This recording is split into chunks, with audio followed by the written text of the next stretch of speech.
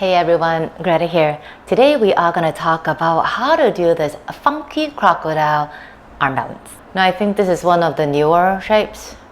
Yeah, and it's like becoming really popular now. Let's see everyone trying to do it, or at least like a version of it. So here it is. Since this is one of the funky arm family members, of course the funky arms you need to know how to do it. So one side will be on forearm, the other side on the palm.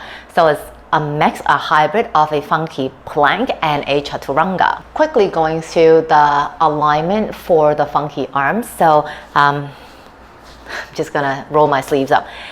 The forearm side, okay, the elbow would be underneath the shoulder.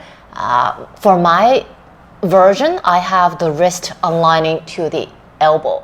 Some people like to place the elbow slightly more into the center, and that's perfectly fine. Just make sure that however way you position your elbow, or actually the wrist rather, you would want to have the force or the strength coming from the upper back and not from the top shoulder and the neck area. For the palm side, I would actually draw a line from behind my elbow side, a horizontal line, and the middle finger will be placed just behind that horizontal line, elbow hugging in. And so that is the position for funky arms. For funky crocodile, actually for crocodile, the elbow would be placed right underneath the front hip. Now, where exactly is the position, you will need to explore on your own, because everybody's body ratio is quite different, and how they support their own bodies is actually quite different. For me, my elbow will be going right a little bit on the inside of this frontal hip bone, the ASIS. You know, the hip, there are like this bone right here that points to the front, right? For me, my elbow will be placed right inside of it. Yeah, like closer to the belly button side. And I always find this little notch, and I would just kind of rest my entire body on the elbow. Now, it's not a very comfortable shape. In the beginning, you would feel like the elbow is just digging right into your gut.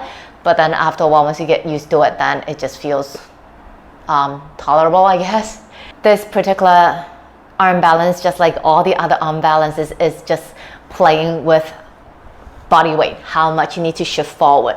Once you find the right place, right position, the legs would automatically fly up. It would be great if you could do a bit back bend, like locust, like more of lower back strength. So I do on this side so you can see my face. So it's this kind of locust, where you would feel the belly engaging, your legs are all active, so this kind, and not the passive cobra kind.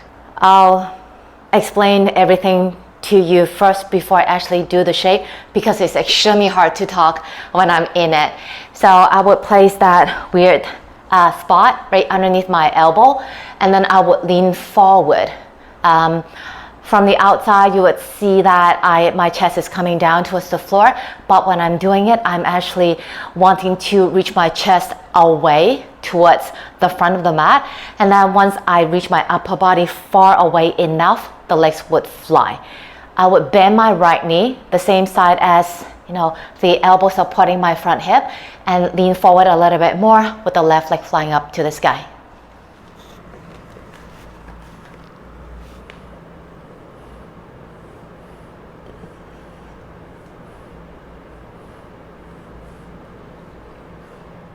Now doing it for a few times and thinking about it, I think the technical aspect of it is actually quite similar to EBK2. Again, you're leaning forward. I think what throws a lot of people off is just the positioning of the elbow. It's not the most comfortable shape ever. I don't like to stay there for more than like 3 breaths maybe. Like 5 would be really stretching it because it's really digging into it. So give it a try. Don't hop into it. Lean. Okay. Yeah. Once you've reached that right spot, you lift up. That's it. Take it easy. Bye bye.